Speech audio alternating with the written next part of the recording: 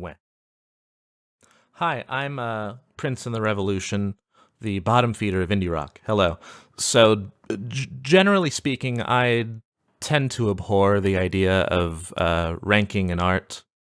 I find it abhorrently reductive, and I don't like it. I think the notion of objectivity in art is kind of again reductive. I'm going to repeat myself a lot, so bear with me. Uh, but I also try to live my life with a bit of levity to balance out the obvious snobbery. So I also am a strident believer in the unless it's funny rule. And I think it would be very funny if Monsieur Herr, that's me, if I did a ranking of my own albums and I talked about all of them in order, just so you know my thoughts on my own work.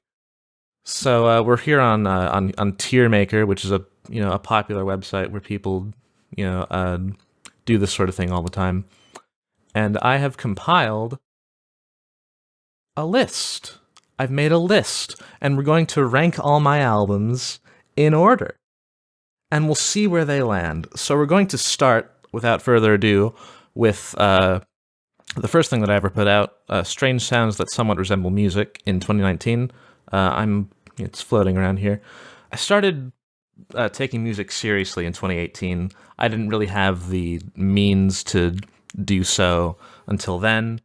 I like to describe it as throwing things at the wall, seeing if they stick, and having none of it sticking. Although I do really admire. I need a haircut. Sorry. I do sort of admire, in a way, just the idea of making music and not really knowing what you're doing, because these are sort of, some of the first musical recordings I've ever made.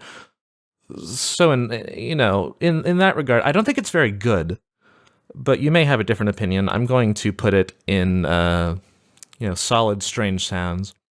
Next up we have extrasensory jazz from 2020.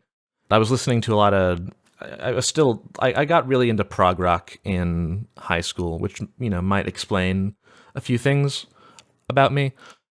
And I was listening to a lot of Genesis and Yes and Rush and King Crimson and things. So I think, and Frank Zappa. I don't really know what else to say about it. Really, I'm just gonna put it in it's a solid extrasensory jazz from February 2022. My first real release of note, Music for People Who Hate Music, which it was very. I was into I got really into new wave and things around this time. I spent basically all of 2021 coming up with it, and I thought it was nice at the time. I don't really. I feel like, and of course, people can disagree.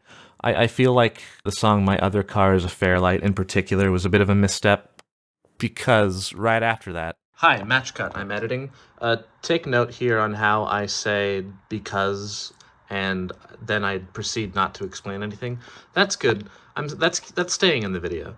With Dusk AM, which I'll get to. Oh, by the way, this is solid music for people who hate music. With Dusk AM, I was sort of it was a very deliberate decision to just sort of eschew, for the most part, synthesizers and things, and just have very basic.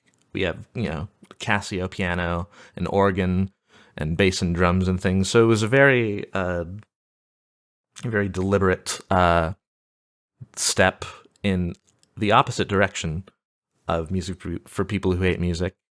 So that's a solid Dusk AM. Quick ad break.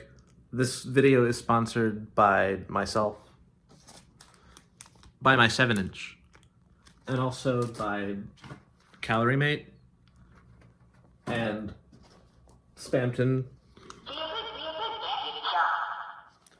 and Raid Shadow Legends, I think. Anyway, that's it. Oh, Beach Boys Love You. It's also sponsored by the Beach Boys Love You. And Integrity Project next up. That was early 23. And this was sort of, I don't know if you've noticed, I'm a very self-conscious person. And I think a lot about things and stuff, because at heart I think I'm a very vain and egotistical person, and I take things personally, which is a character flaw on my part. I understand that, but the integrity project was mainly to exercise those feelings of self consciousness and distill it into a succinct statement. So we're going to put that in the integrity project. Next up, replace cement. After Desk AM, I was sort of kind of at a loss of what to do next. I think replace cement's kind of rough. It's fine. I understand that people like it, but it's not my favorite. We're just gonna put it in replace cement. There's a pattern. If you pay attention to my work for long enough, I sort of go from a more straightforward thing to a much more experimental thing. I sort of alternate. That's a pattern I've noticed. And so to replace cement being the normal thing, bombarded by vibes from all sides was the weird and experimental follow-up. I quite like it. I think it's got a lot of really good stuff on it. Very eclectic, which I tend to like in music. I know some people enjoy more, something they can, I don't know what I'm saying. I'm going to put it in bombarded by vibes from all sides. I think that's a very fair ranking for it. Next up, we have the first basal metabolism record. This was I started this in 2023 with my friend Jirvin Gerski, Farewell My Lovely, out now on Steamboat Willie Soundworks, by the way. We got together, recorded much of it in the summer of 23. A lot of, some of the stuff I put forward for this album would have been on Replace Cement had it not been for this, which is probably for the best. We did it more correctly here, so I'm going to put that in Basal Metabolism. Solid record. This video is also sponsored by Shoes! Tie them for me, please! This is my actual drum setup, by the way. It's kind of embarrassing. Next up, we have Buying Into the Hype. I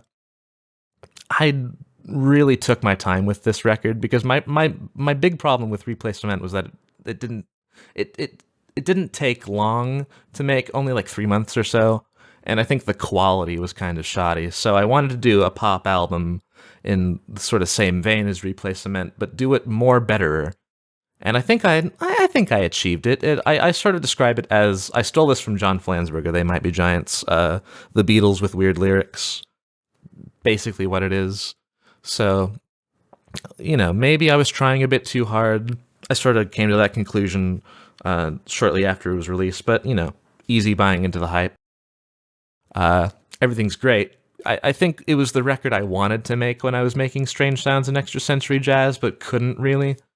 I had a lot of material circumstances change around the time of Everything's Great, and I think I really like Everything's Great. I'm very happy with it.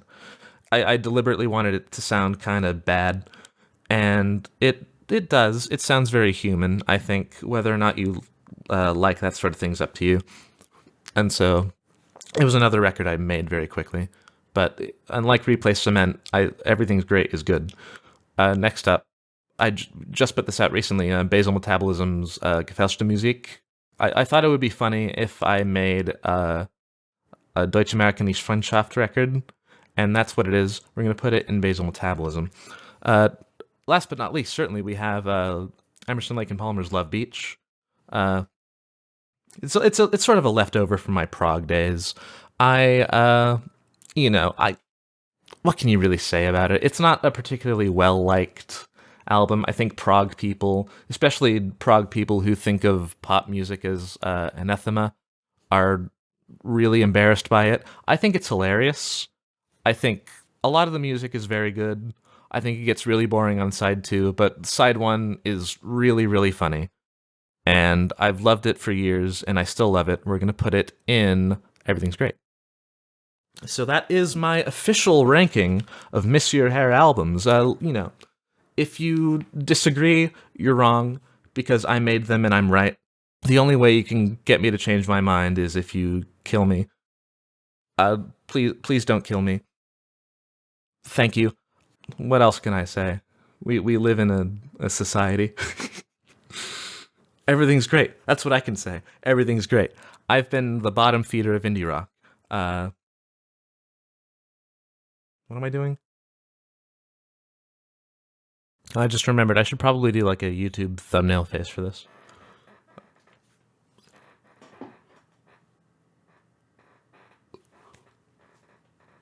Oh, Rick Beato. I think we've got some options. I think this is going to be a good video. We got a good video. We got a bad video. This is not a good video.